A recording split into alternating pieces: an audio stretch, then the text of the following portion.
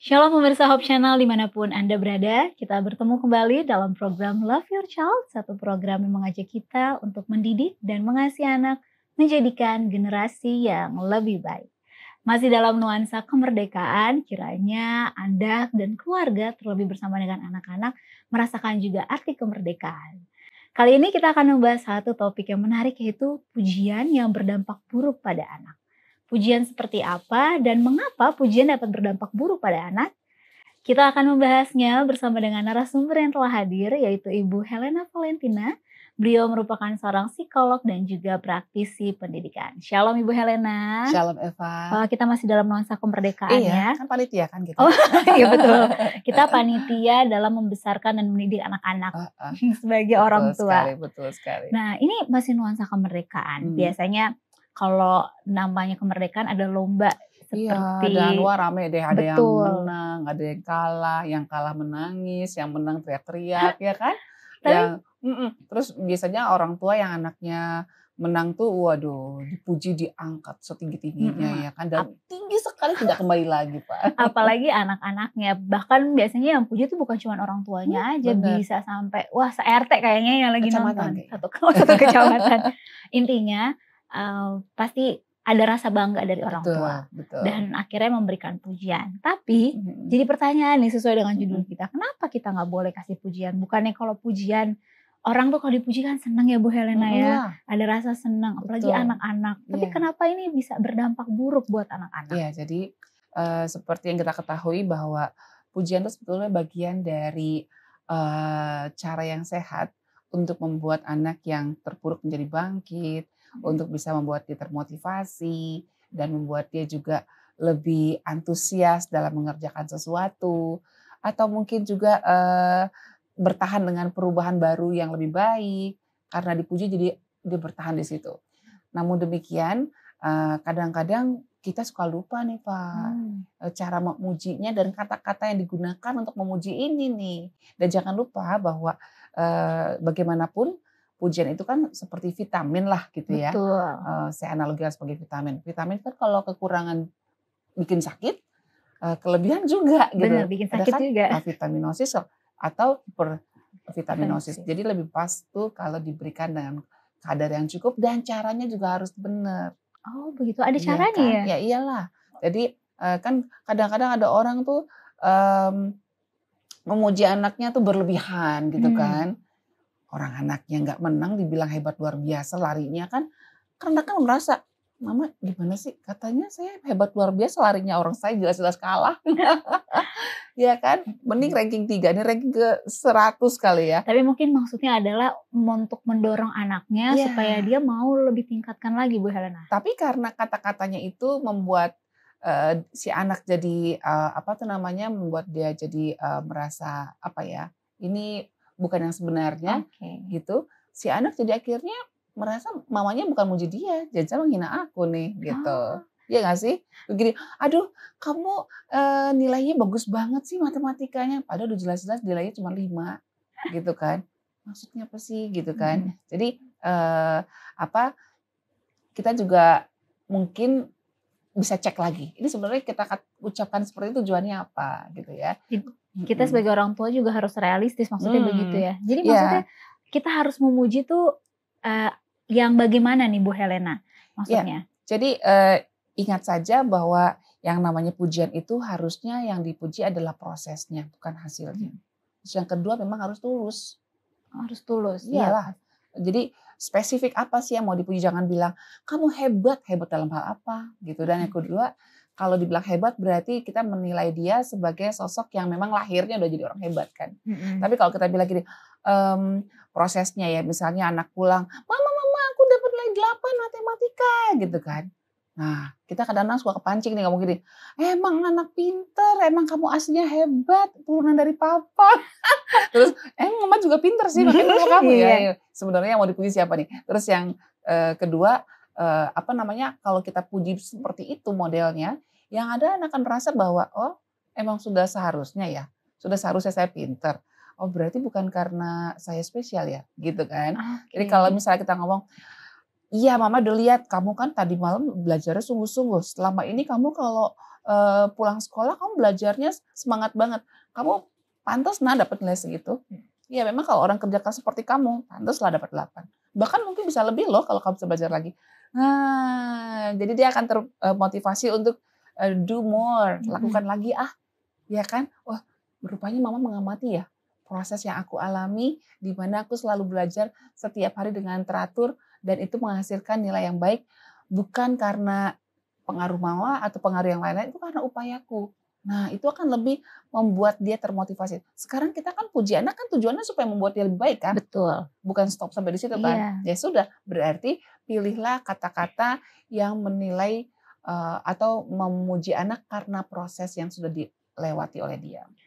Kadang kita suka bilang seperti ini sebagai orang tua, ih kamu hebat, good gitu kan, kamunya yang hebat gitu. Itu gimana Bu Helena menanggapinya? Nah itu dia, good dalam hal apa?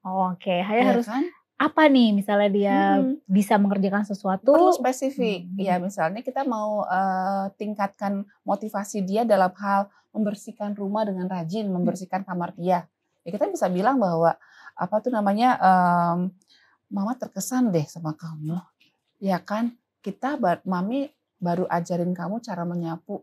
Tapi kamu hari ini bisa bikin kamar kamu lebih bersih dari kemarin. Wah, semangat kamu, mama senang deh, gitu misalnya. Ini menarik sekali karena pasti orang tua mau berikan yang terbaik buat anak. Dan kalau di tempat lain biasanya atau orang-orang suka sebutkan kalau kita harus kasih kata-kata yang positif buat anak.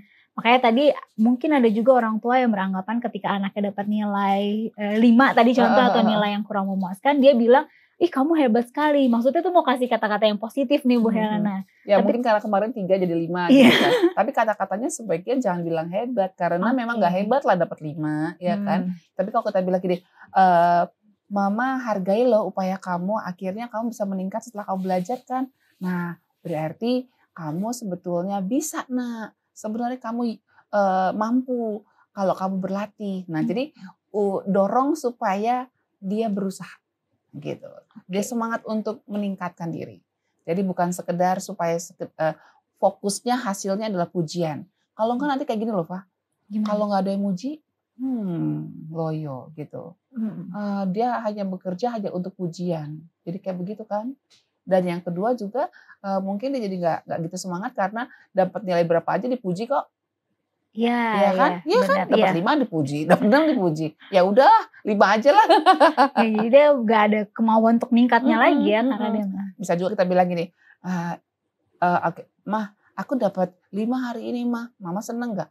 Ya semua usaha kamu Mama senang gitu. Upaya kamu yang berusaha untuk memperbaiki kemampuan kamu itu Mama hargai banget loh. Mama hargai banget. Tapi kan kalau misalnya Mama boleh bertanya, mungkin kamu bisa jelaskan nih, apakah kamu mau tingkatkan atau cukup sekian nak? Apakah ini yang terbaik dari kamu sayang? Gitu kan. Wah ini menarik, kita masih akan membahasnya di Bu Helena. Lantas bagaimana cara memuji? Tetaplah bersama kami di Love Your Child.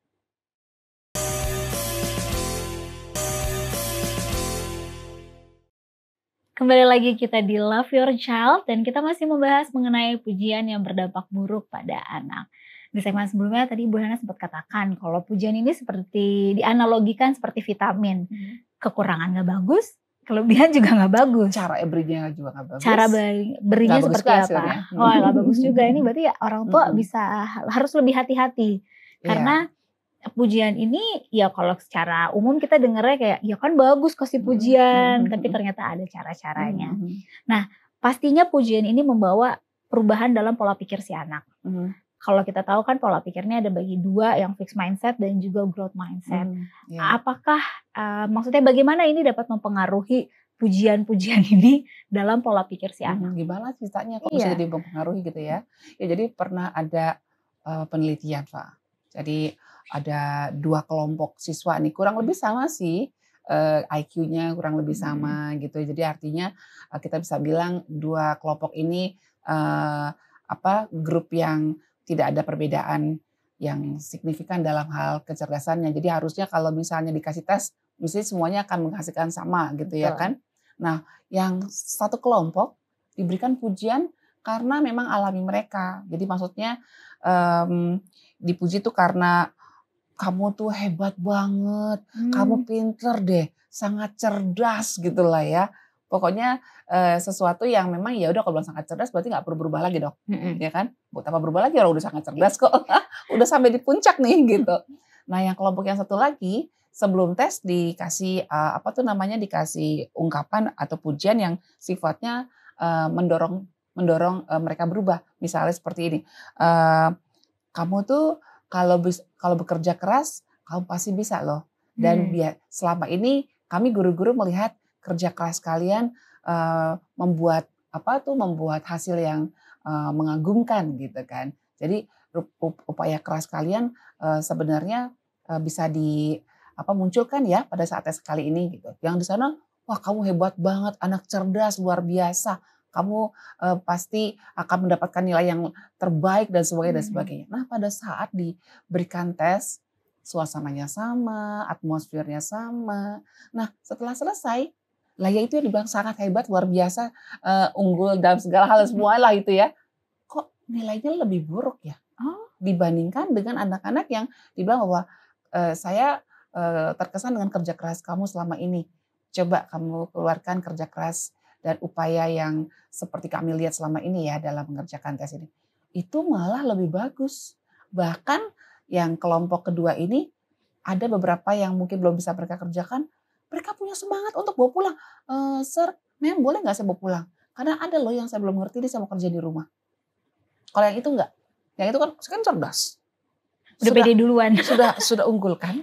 Udah jenius gitu kan. Jadi nggak perlu lagi belajar kan. Nah jadi dia merasa pede banget ngasih dan nilainya di bawah dari anak-anak yang mendapatkan ungkapan atau ucapan pujian yang benar. Yaitu pujian yang mendorong, mengubah dan lebih kepada prosesnya. Dan itu yang dikatakan dengan growth mindset tadi ya? Iya, jadi bahwa anak-anak akhirnya punya pikiran bahwa yang namanya keberhasilan itu, kesuksesan itu sebenarnya bisa dicapai oleh siapa saja kalau kita gigih.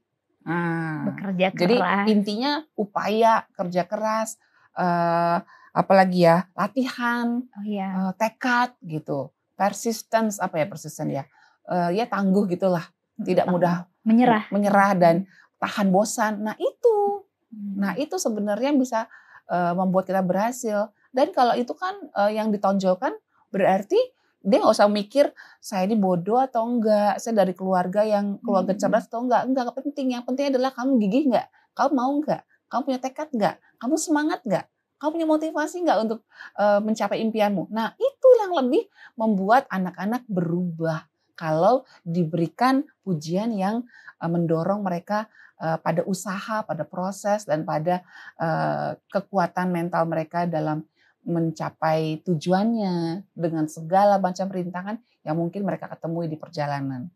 Saya jadi berpikir ternyata ini the power of words juga ya. Kata-kata yang kita berikan sebagai orang tua tuh bisa membuat anak kita jadi makin semangat atau malah berpikir mereka ya sudah sampai di situ saja. Ya, itu kan sama juga seperti kitab-kitab suci ya. Iya, kitab betul. suci kan isinya kan kata-kata. Ya kan dia bukan ada barang-barang, ada kata-kata. Jadi kalau kita biasa membaca kitab suci, terutama kitab suci yang saya baca adalah Alkitab ya. Nah, itu kan kata-katanya lebih kepada kegigihan, tekad, kerja keras, upaya, bagaimana Tuhan Yesus itu berdoa pagi-pagi benar, itu kan perlu tekad kan. Gimana supaya mengalahkan ngantuk di pagi hari masih gelap tuh kan sekitar jam 3 jam 4 ya. Tapi dia berdoa, bahkan berdoa semalam-malaman. Itu kan berhubungan dengan growth mindset ya. Nah, harusnya kalau kita ingin anak-anak kita bisa punya pola pikir growth mindset, pola pikir yang bertumbuh, ya omongan kita jangan seperti label-label gitu loh. Kalau label kan misalnya gini loh, kecap ini nomor 1, ya udah selesai kan. Iya. Ya, tapi kalau kita bilang kecap ini kalau diberikan bumbu dan proses yang baik pasti akan enak. Nah, gitu beda kan? Betul. Iya, dia tergantung prosesnya, tergantung upayanya, tergantung tekadnya, tergantung kegigihannya.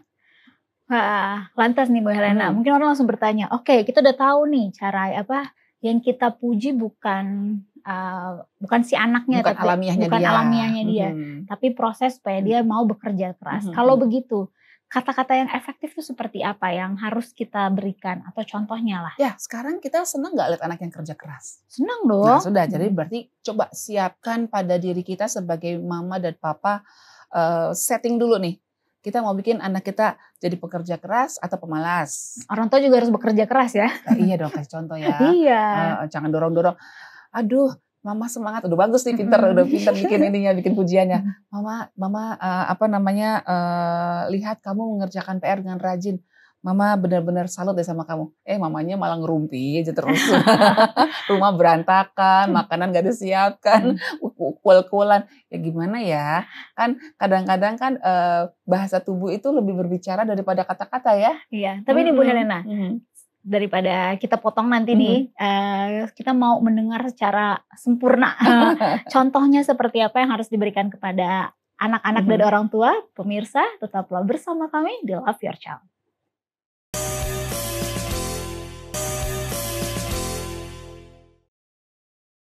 Kembali lagi di Love Your Child dan kita masih membahas mengenai pujian yang berdampak buruk pada anak.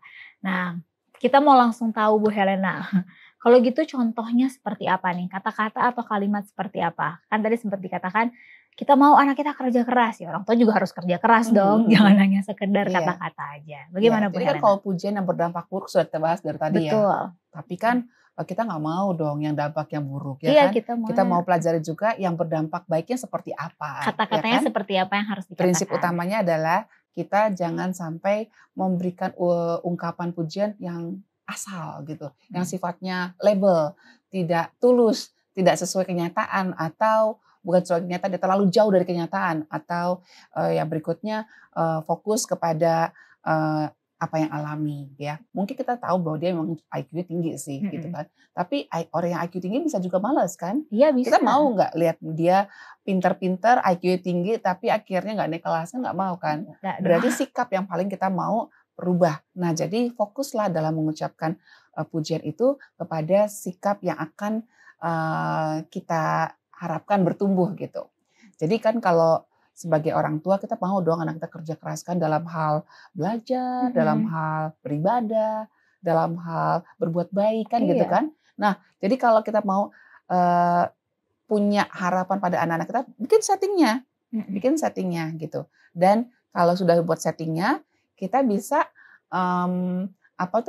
hargai setiap perubahan sekecil apapun itu. Misalnya nih kerja keras dia mengerjakan PR selama ini. Susah banget kerjain PR kan, tapi karena kita sudah kasih penjelasan bahwa ini kamu perlu nak kerjakan PR karena ini mempengaruhi kemampuan kamu pada saat ujian nanti. Dia kerjain lah, mungkin cuma 5 biji. Mah, udah ya mah 5 aja. Kita bisa bilang, wah kamu sudah mulai melatih diri kamu untuk mengerjakan walaupun kemarin kamu belum ya nak ya, tapi kamu hari ini sudah mulai kerjakan. Mama hargai itu. Besok mungkin bisa lebih lagi ya nak ya. Nah, itu. Jadi seperti itu dia merasa bahwa ngerjain 5 aja sudah dihargai gitu kan. Kamu kalau kerja seperti ini berubah terus, wah lama-lama kamu akan lebih mampu untuk memahami pelajaran. Lihat deh, ujian kamu mungkin akan lebih baik. Mama yakin pasti lebih baik dari sebelumnya. Nah gitu kan. Ingat ya, yang dipuji adalah kerja kerasnya. Jadi bukan karena, wah hebat nih, PR-nya kamu kerjakan dengan jawaban yang betul-betul semua. Nah, jangan begitu ya. Terus kemudian kita juga senang kan kalau anak kita tuh mengerjakan sesuatu dengan konsentrasi, sikap dia gitu ya. Attitude-nya yang kita berikan pujian. Pujian kan sebenarnya seperti ini loh, seperti reinforcement. Biar kamu lebih kencang lagi di situ, ya kan? Biar lebih kencang lagi kamu di situ kan seperti itu ya. Volumenya dikencengin lagi dalam hal attitude-nya contohnya. Jadi misalnya, aduh, mama lihat kamu waktu melukis serius sekali. Wah, keren.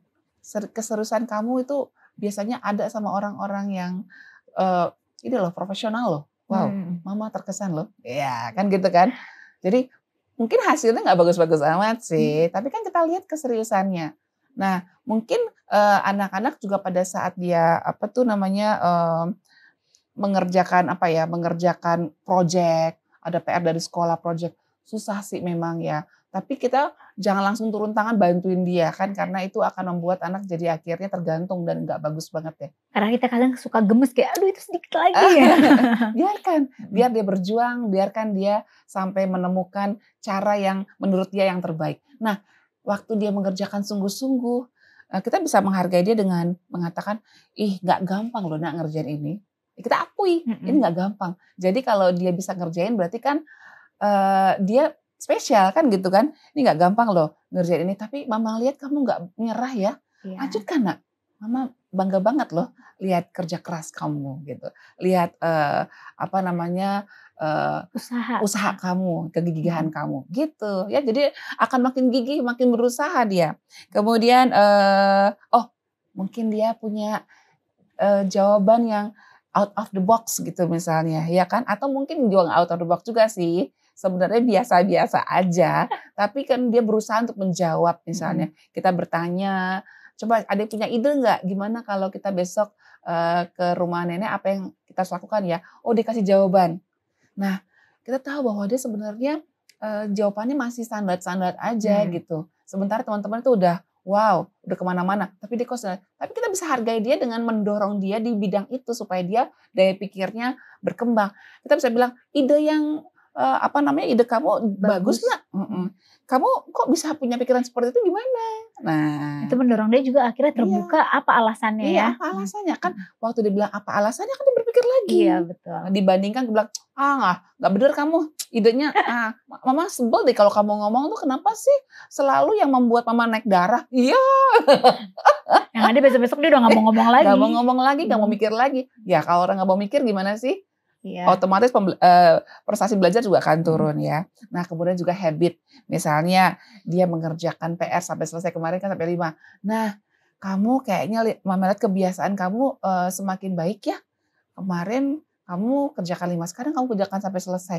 Udah gitu kemarin dirapikan lagi. Wow ini kebiasaan yang good. Nah kebiasaan kamu good. Kebiasaannya. Jadi bukan orangnya ya. Kemudian kebaikan hatinya.